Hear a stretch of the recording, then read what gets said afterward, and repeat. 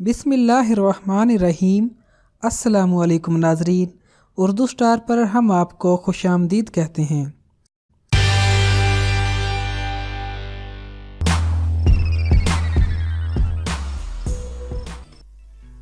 रसूमात का ताल्लुक या तो मजहब से होता है या फिर सकाफत से। हर इलाके, कबीले, हत्ता के हर खानदान में पाई जाने वाली रस्में दूसरों से मुख्तलिफ होती हैं। शादी, ब्याह, मौत और बच्चों की पैदाइश की ये रसूमात उनके मानने वालों के लिए तो बहुत अहमियत की हामिल होती हैं, जबकि दीगर लोगों को अजीब महसूस होती हैं। ज़माने ने अपने अंदाज बदले तो कई रवायात ने भी दम तोड़ दिया और उनके मानने वालों ने भी उन्हें साथ लेकर चलना मुनासिब नहीं समझा। लेकिन अभी अभी कुछ लोग ऐसे हैं जो अपनी इन रसूमात से जुड़े हुए हैं।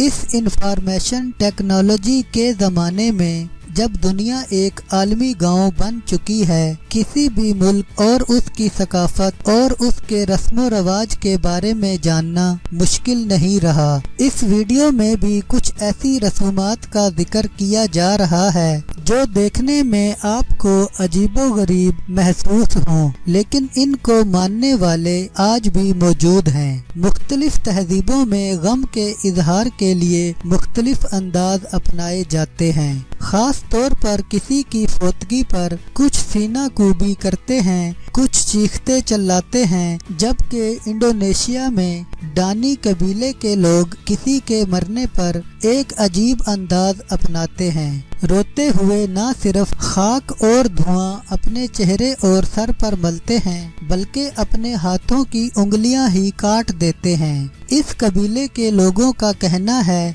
अगर मरने वाला एक कमजोर दिल शख्स हो तो उसे अगले जहान की मुश्किलात सहने और ताकतवर बनाने के लिए खानदान के लोग अपनी उंगलियां काट कर कुर्बानी देते हैं। मरने वाले शख्स की रूह को आसानी मिले इसलिए मरहूम की करीबी रिश्तेदार खवातीन अपनी उंगलियों के ऊपर वाले किनारे काट देती हैं। उंगलियां काटने से पहले उंगलियों के पोरों को 30 मिनट के लिए बांध दिया जाता है। काटने के बाद उंगलियों के कटे हुए पोरों को खुश्क होने के लिए रख दिया जाता है और बाद में एक खास जगह पर दफना दिया जाता है। डानी कबीले के लोगों का कहना है कि उंगलियां काटने पर जो दर्द और तकलीफ महसूस होती है वो दर हकीकत अपने किसी प्यारे से बिछड़ने के गम का इजहार है। इस कबीले में न सिर्फ मौत पर उंगलियां काटी जाती हैं, बल्कि बच्चे की पैदाइश के वक्त बच्चे की माँ ही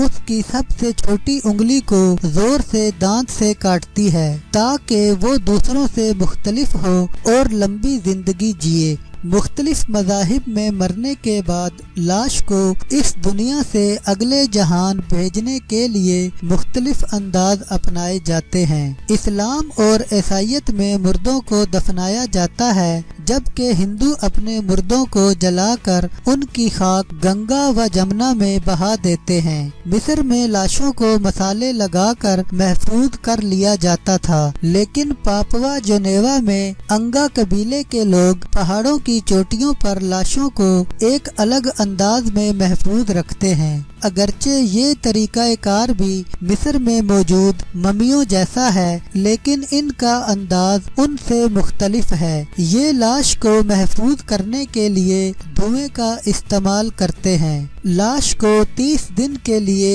एक झोंपड़ी में आग जलाकर धुएं में सेंका जाता है। फिर इसे दफनाने या जलाने की बजाय गांव में मौजूद पहाड़ों की ऊंची चोटियों पर रस्सियों के साथ बांध कर लटका दिया जाता है ताकि गांव में दाखिल होते ही दूर से उन पर नजर पड़ती रहे।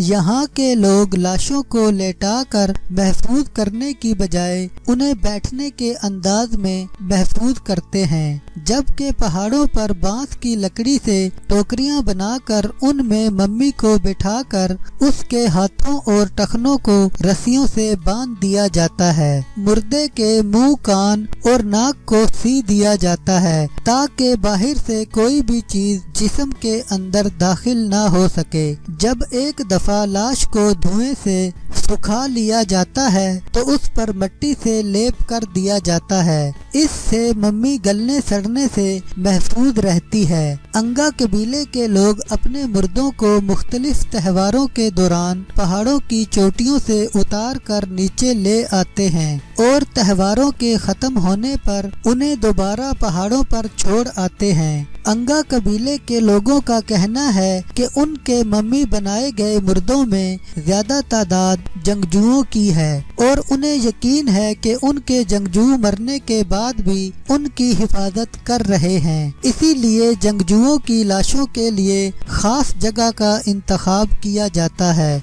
अंगा कबीले की मम्मियों में दूसरी जंगे अजीम में जापानी फौजियों के हाथों मरने वाले लोगों की बड़ी तादाद मौजूद है। लाशों को मम्मी बनाने का ये अंदाज कई लोगों को खतरनाक और डरावना लग सकता है। इसीलिए 1975 में पापुआ जुनेवा की आज़ादी के बाद इस पर पाबंदी आयद कर दी गई। अंगा कबीले के कुछ लोग अभी भी इस तरीके पर कायम हैं, जबकि दीगर कबीले के लोग अपनी लाशों को दफनाने लगे हैं। इंडोनेशिया के इलाके जनूबी सोलावेसी में मौत पर इलाके के तमाम लोगों के लिए पुरतकल्लुफ ज़ियाफत का एहतमाम किया जाता है, जिसमें दर्जनों जानवर ज़बह किए जाते हैं। इस कबीले में लोग जिंदगी भर इसलिए पैसे जमा करते हैं ताकि उनके मरने पर खाने का खास इंतजाम किया जा सके। जब कोई शख्स मर जाता है तो उसकी लाश को घर के तय खाने में कई दिन के लिए महफूज कर दिया जाता है। इस दौरान खानदान भर से पैसे जमा किए जाते हैं ताकि दफनाने वाले दिन मेहमानों के लिए एक शानदार खाना तैयार किया जा सके। इस ज़ियाफत में कबीले के बाहर के लोग भी जा सकते हैं, इस शर्त पर कि वो लाल या काले रंग के लिबास नहीं पहनेंगे। बात यहाँ खत्म नहीं होती, बल्कि मुर्दों को दफनाने के लिए भी एक अलग तरीका अपनाया गया है, जिसके तहत मुर्दे को जमीन में दफनाने की बजाय चट्टानों में दफनाया जाता है। दफनाने के लिए या तो पहाड़ों की चट्टानों में सुराख करके मुर्दे को उसमें दफना दिया जाता है या फिर पहाड़ों के साथ ताबूत में मुर्दों को डालकर लटका दिया जाता है। दफनाने के बाद मुर्दे की शक्ल की एक मूर्ति बनाई जाती है और इस मूर्ति को चट्टान के बाहर लटका दिया जाता है ताकि मर जाने वाले शख्स की रूह इस मूर्ति में आकर अपनी आखिरी आरामगाह को देख सके।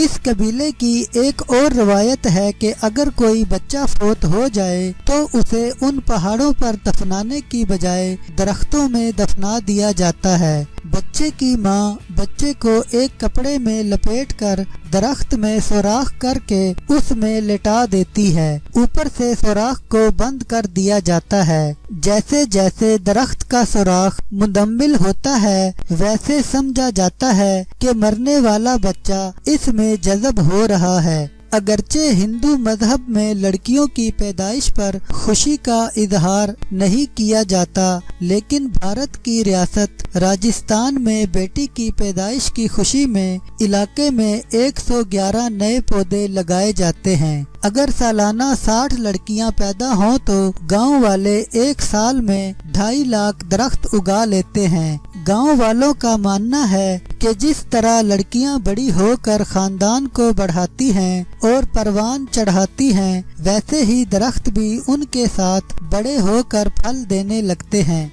इंडोनेशिया में माह रमजान के आने की खुशी में आग के साथ एक खेल खेला जाता है। इस खेल में आग से एक गोला तैयार किया जाता है जिसकी शक्ल और खेलने का अंदाज भी فٹ بال کی طرز کا ہوتا ہے۔ مقامی لوگ اس کھیل کو سیپک بولا آپی کا نام دیتے ہیں۔ اس کھیل میں فٹ بال کی طرح ہر ٹیم میں 11 کھلاڑی ہوتے ہیں اور مخالف ٹیم کے خلاف گول بنانے کی کوشش کرتے ہیں۔ یہ کھیل عموماً رات کے وقت ہی کھیلا جاتا ہے۔ اس کھیل کو کھیلنے کے لیے کھلاڑیوں کو روحانی عمل سے گزرنا پڑتا ہے، جس میں کھیل سے پہلے 21 دن کے روزے رکھنا ہوتے ہیں، مختلف اوراد پڑھے جاتے ہیں، آگ پر پکے ہوئے کھانوں سے پرہیز کیا جاتا ہے۔ کھلاڑی 21 دنوں پر محیط تزکیہ نفس کی اس مشق کے بعد روحانی طور پر پاک ہو جاتے ہیں۔ ان 21 دنوں میں کھلاڑی دن میں روزہ رکھتے ہیں اور رات بھر جاگتے ہیں۔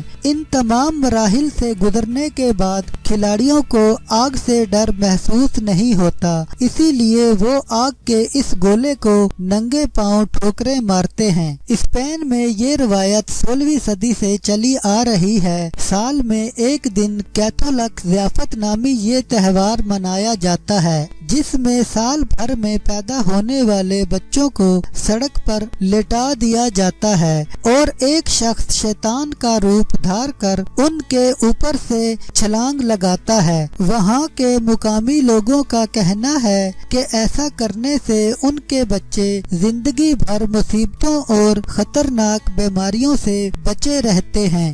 انڈونیشیا کے قبائلی علاقوں میں مردے کو دفن کرنے سے پہلے مدفن کے اخراجات اور کھانے کے لیے چندہ جمع کرنے کے لیے مردے کو ہی اپنے لیے بھیک مانگنا پڑتی ہے، اور وہ یہ کام لیٹے لیٹے نہیں کرتا بلکہ اس کے عزیز و اقارب مردے کو سہارا دے کر چلاتے ہیں، اور جس جس گلی یا بازار سے مردہ گزرتا ہے لوگ اس کو پیسے دیتے ہیں۔ اس طرح مردہ اپنے دفن کے اخراجات خود اکٹھے کرتا ہے۔ چین میں لڑکیوں کے چھوٹے اور مڑے ہوئے پاؤں خوبصورتی کی علامت سمجھے جاتے ہیں، اسی لیے چھوٹی عمر کی لڑکیوں کے پاؤں زیادہ لمبے نہ ہوں انہیں موڑ کر باندھ دیا جاتا ہے، اور پھر سالوں تک اس کے پاؤں ایسے ہی بندھے رہتے ہیں۔ لڑکی جب بالغ ہو جاتی ہے تو اس کے پاؤں سے یہ پٹی ہٹا دی جاتی ہے۔ یہ رواج امیر خاندانوں کی لڑکیاں اپناتی ہیں، جبکہ غریب خاندانوں میں